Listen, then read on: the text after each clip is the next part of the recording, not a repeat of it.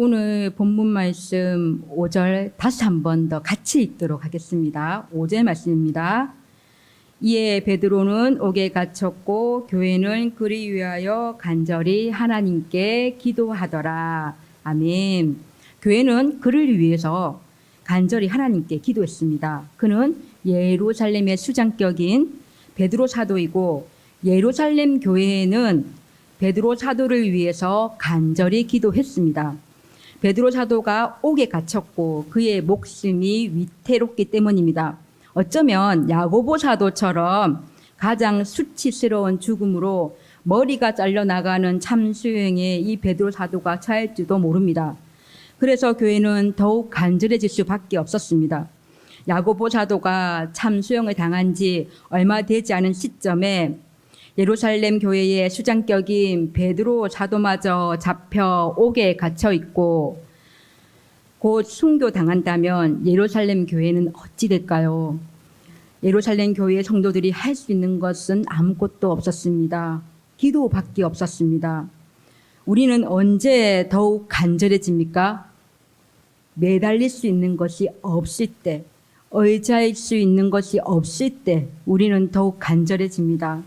야고보 사도가 죽었고 세상에서는 기댈 것이 하나 없고 그들에게는 하나님밖에 없었으므로 교회는 감옥에 있는 베드로를 위해서 더욱 간절히 기도했습니다.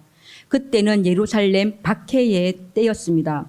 10년 전에 헬라파 유대인인 스데반 집사가 종교 지도자들에 의해서 돌에 맞아서 순교했고 이 박해로 헬라파 유대인들은 예루살렘을 떠나 여기저기로 흩어졌습니다.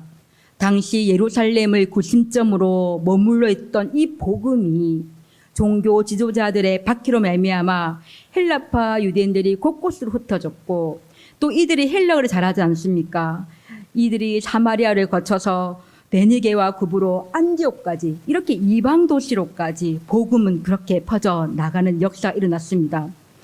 히브리파 유대인들과 사도들은 예루살렘을 떠나지 않고 그들을 중심으로 또 이 예루살렘에서 교회 성장을 이루고 있었습니다. 그런데 예루살렘의 두 번째 박해가 시작됩니다. 두 번째 박해는 유대 종교자들이 박해했던 그때와는 차원이 다릅니다. 주후 41년에 당시 유대와 사마리아를 통치하던 자로 부임한 아그리파 1세인 헤롯 왕, 예수님께서 태어날 당시에 사내 아이를 죽이라 명령했던 헤롯 대왕의 손자입니다. 헤롯 아그리빠가 정치적인 목적과 계획 아래 시작된 대박해였습니다. 종교 지도자들이 암남리에 박해했던 불법적이고 비공식적이고 개인적인 박해가 아닌 정부가 개입하고 나라가 개입하여 합법적이고 공식적이며 타당한 이유가 되고 많은 지금까지의 박해와는 차원이 달랐으며 교회에게는 이것이 보통 문제가 아니었습니다. 1절 하반절에 보면 헤롯 아그리빠가 교회에 속한 몇 사람을 해하려다가 요한의 형인 야고보를 칼로 베어 죽입니다. 예수님의 제자 중에는 같은 이름을 가진 이 야고보가 두 명이 있는데요. 한 명은 예수님의 사랑하는 제자 요한의 형이고요. 또 한 명은 예수님의 동생 야고보입니다. 요한의 형인 야고보는 예수님께서 이 땅에 계실 때 베드로, 요한, 야고보가 함께 높은 산에 올라가서 예수님의 그 변화산 그 사건을 목격했던 3대 제자 중에 한 명입니다.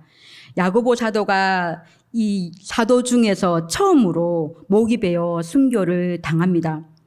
야고보 사도를 참수형으로 죽이자 유대인들이 더욱 기뻐하는 것 같았고 유대의 왕으로 정치적인 입지가 약했던 그 헤롯 왕이었기에 신이 난 정치꾼이 헤롯 아그리빠는 수장격인 베드로까지 잡아서 옥에 가둔 것이었습니다. 지금은 무교절 유대인들의 명절입니다. 그래서 유대인들로부터 환심을 사기에 충분한 이 이유적 조건이 되었고요. 헤롯 아그리빠는 더욱 신났습니다. 그러나 명절에 사람을 죽이는 것은 율법의 어긋남으로 이 7일의 무교절 기간이 지나고 6월절이 지난 직후 베드로는 곧 야고보처럼 죽음을 당할 운명에 처하게 된 것입니다. 그래서 교회는 더욱 간절해질 수밖에 없었습니다. 생각해 보십시오. 대박해로 복음의 중심인 예루살렘 교회의 사도 중에 2명이 죽임을 당한다. 교회의 영적 지주가 아무런 힘도 없이 곧 사라진다. 그렇게 된다면 신앙의 역사가 몇 년 안 되는 이 교회는 자신들의 목숨의 위태함, 아니 사랑하는 가족들의 목숨까지도 위태하게 될 것이고, 그들에겐 곧 의심과 배교로 교회를 떠나고 또 신앙을 떠나는 이들이 생길 것입니다. 교회도 곧 사라지지 않을까요?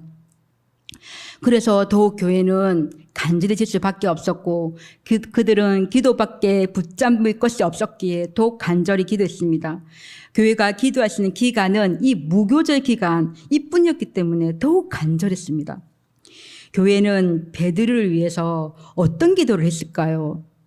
여러분이라면, 여러분이 우리 연산제교회가 이러한 박해를 간다면, 그리고 믿음의 영적 수장자가 그렇게 된다면 어떤 기도를 하시겠어요?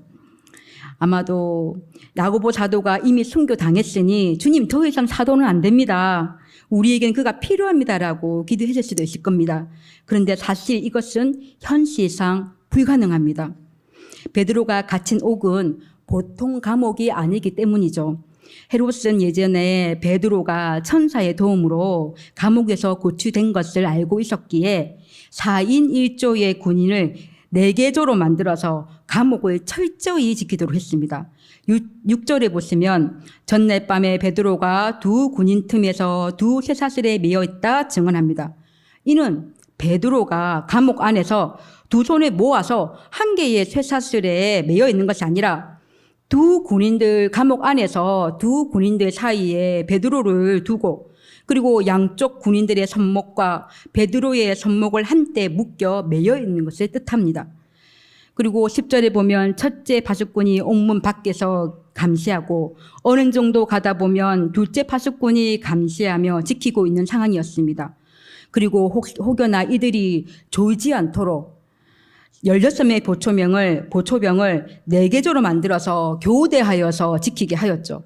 이처럼 헤롯 아그리빠는 강한 의지로 철통 같은 경비를 서게 했고 이성적인 판단, 사실적인 데이터, 현실적인 상황으로 보아서는 그가 풀려날 가능성 없었습니다. 교회는 그 현실을 잘 알기에 믿음 반, 의심 반으로 기도했는지도 모르겠습니다. 왜냐하면 베드로가 하나님의 그 초월적인 역사심으로 감옥을 나와서 또 베드로의 죽음이 몇 시간 남지 않는 상황이기에 간절히 기도하고 있는 성도들이 있는 곳, 그 마가의 다락방에 베드로가 갔었죠. 문을 두드리는데 베드로의 음성을 듣고 로데라는 여자애는 베드로를 알아봤지만 베드로가 왔다는 로데 이야기를 들은 성도들은 너가 미쳤냐? 아마도 그를 죽었으니 그의 천살이를 했다라는 것입니다. 문을 열고 난 뒤 베드로를 보고 그들은 깜짝 놀랐죠. 현실을 너무나도 잘 알기에 교회는 믿음 반, 의심 반으로 기도했는지도 모르겠습니다. 아니면 죽음까지만 가지 않게 해주십시오. 저번에도 채찍으로 끝날 때도 있었으니까 가벼운 형벌로 끝나게 해주십시오. 기도했을 수도 있을 것입니다. 아니면은 베드로의 강한 믿음을 위해 기도했을 것입니다. 사실 베드로에게는 늘 수치스러운 그런 남아있는 그 기억이 있습니다. 3번 다구일 때 예수님을 모른다고 3번 부인한 사건입니다. 어쩜 교회는 베드로가 이번에는 예수님을 부인하지 않기를 기도했는지도 모르겠습니다. 아니면 주님의 뜻이 무엇입니까? 이 박해와 환난을 통한 주님의 뜻은 무엇입니까? 그리하지 아니하실지라도 홀로 주님 영광 받아 주옵소서. 주님의 뜻을 구하며 주의 영광을 구하며 간절히 기도했을 수도 있을 것입니다. 그렇게 교회는 베드로를 위하여 교회를 위하여 간절히 중보했습니다.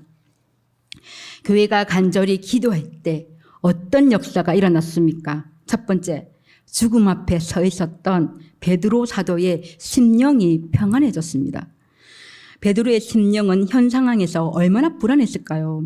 물론 이전에 감옥에 갇혔을 때가 있었고 초월적인 성령의 역사심으로 탈옥할 때가 있었습니다. 그러나 인간은 망각의 동물이라 초월적인 성령의 역사심보다 얼마 전에 있었던 또렷이 생각나는 야고보의 머리가 날아간 처형 장면이 스크립되지 않았을까요?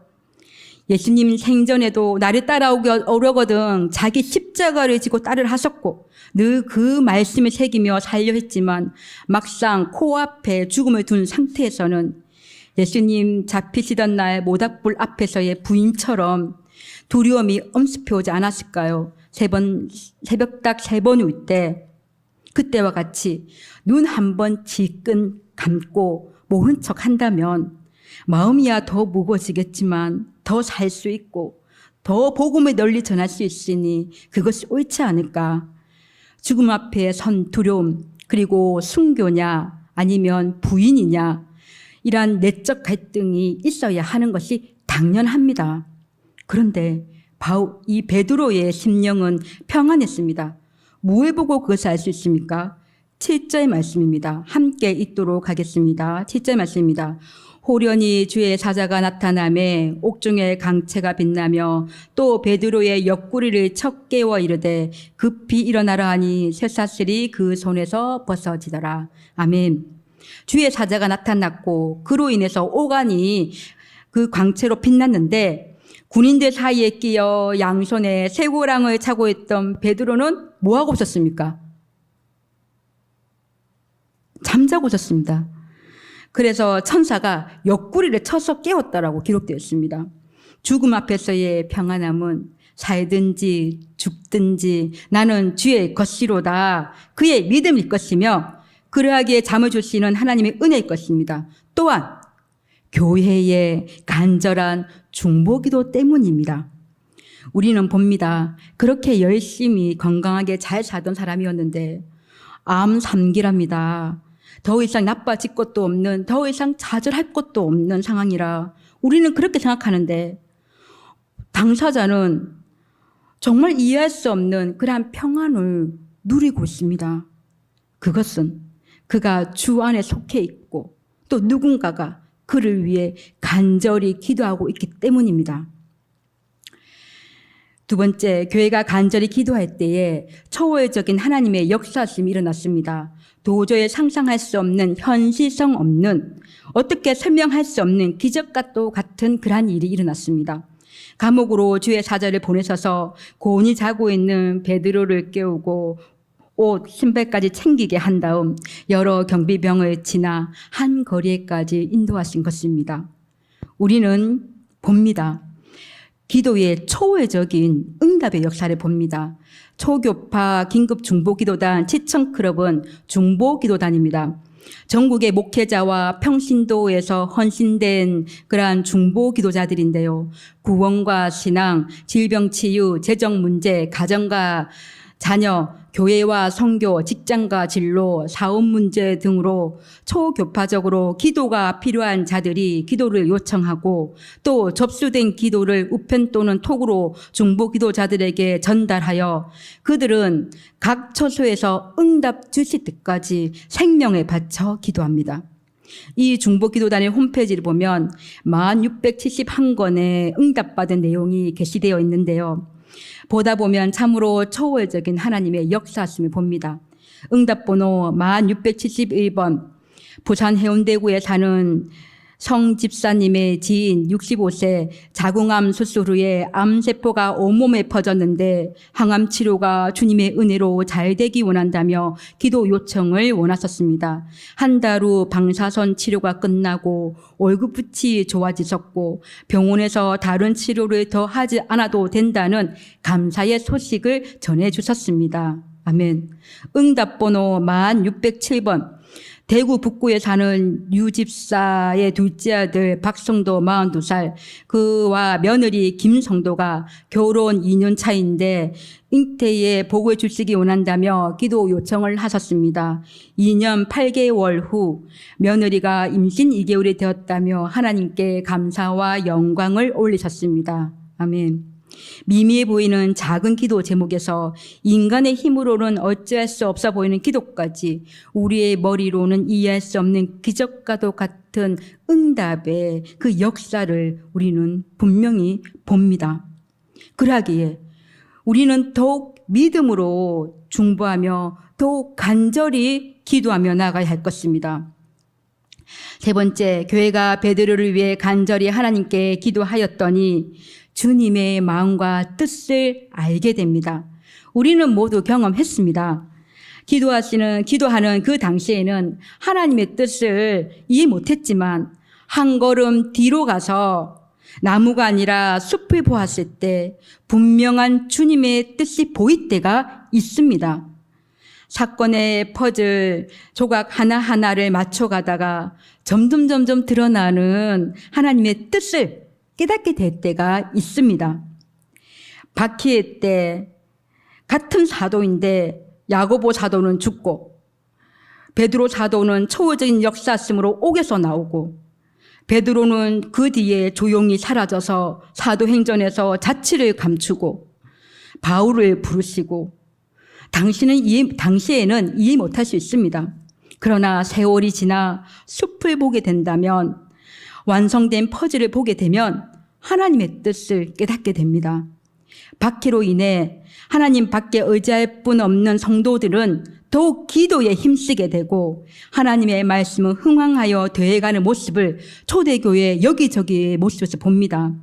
이방 땅을 향한 복음 전파로 교회는 더 넓은 선교의 장이 열리게 되었고 영원 구원을 향한 하나님의 뜻을 펼쳐나감을 우리는 또한 봅니다. 오직 성령이 임하시면 너희가 권능을 받고 예루살렘과 온 유대와 사마리아와 땅끝까지 이르러 증인된 삶을 사는 증인들과 또 박해나 환난이나 죽음 가운데서도 주의 복음이 더욱더 왕성하여 퍼져나감을 영원 구원을 향한 주님의 일하심을 또 주님의 열심을 우리는 봅니다. 이렇게 간절히 기도함으로 우리는 하나님의 마음과 뜻을 깨달아 알게 됩니다. 결론입니다. 교회가 하나님께 간절히 기도하더라. 아멘. 교회는 무엇입니까? 주 예수님을 구원자로 믿고 살아계신 하나님의 아들로 믿는 사람들의 신앙 고백이 위해 세워진 것이 교회입니다. 헬라인이나 유대인이나 종이나 자유인이나 남자나 여자나 그 누구든지 어린이나 늙은이나 있는 자나 없는 자나 큰 자나 작은 자나 그 누구든지 예수님은 그리스도시요 살아계신 하나님의 아들이십니다 라는 믿음의 신앙 고백 위에 세워진 것이 주님의 몸된 교회입니다. 교회의 주인은 예수 그리스도이십니다.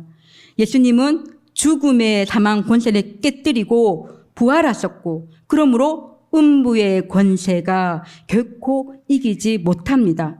마태복음 16장 18절에 이 반석 위에 내 교회를 세우리니 음부의 권세가 이기지 못하리라 하셨습니다. 우리들은 보이는 것 너머에 있는 일상의 현실 너머에 있는 치열한 영적 전쟁 속에 있습니다. 오늘 본문 말씀의 헤롯 왕의 박해도 결국은 성장하는 주님의 교회를 향한 영적 전쟁이었고요. 그러하기에 교회는 성령 안에서 더욱 간절히 기도해야 합니다. 아멘입니까? 영적 전쟁에서 가장 강력한 무기는 기도이기 때문입니다. 혹 여러분은 영적 전쟁에서 일반 시민입니까? 아니면 용사입니까? 여러분은 용사입니다. 기도라는 강력한 무기를 갖고 나가는 오직 예수의 이름을 가지고 앞서 나가는 용사입니다. 아멘입니까? 교회는 그래서 간절히 기도해야 합니다. 영적 싸움에서 싸우는 용사로 강력한 무기 기도를 들고 간절히 기도하며 나아갈 때에 또 우리는 꼭 기억해야 합니다. 죽음의 세력, 음부의 세력이 아무리 강력하다 해도 주님이 주인 되신 교회의 견고함을 이기지 못합니다. 영적 전쟁에서 오늘 본문에 나오는 헤롯 왕이 어떻게 된 줄 아십니까?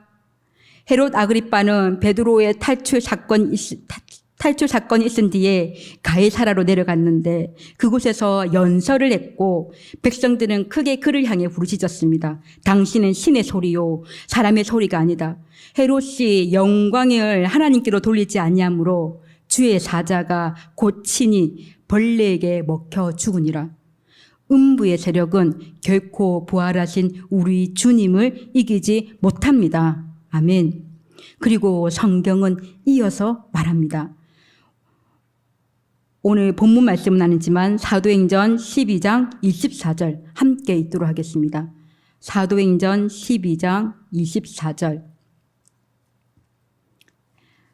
하나님의 말씀입니다. 하나님의 말씀은 흥왕하여 더하더라. 아멘. 주님의 몸된 교회는 기도하는 전초기지입니다. 그래서 마귀는 이 교회를 더욱더 싸우게 하려고 하고 분열케 하려고 하고 또 교회를 멸하고자 합니다. 우리 교회는 이 보이는 것 너머에 있는 영적 전쟁에 깨어 있어야 합니다. 그래서 강력한 기도의 무기로 주의 이름의 권세를 가지고 나라를 위해서, 열방을 위해서, 교회를 위해서, 성도를 위해서 간절한 기도로 나아가야 합니다. 그 모든 기도는 하나님의 때에 가장 정확하게 응답해 주시는 그 하나님의 신실하심을, 또 주님의 그 말씀을 믿고 믿음으로 나아가시기를 소망합니다.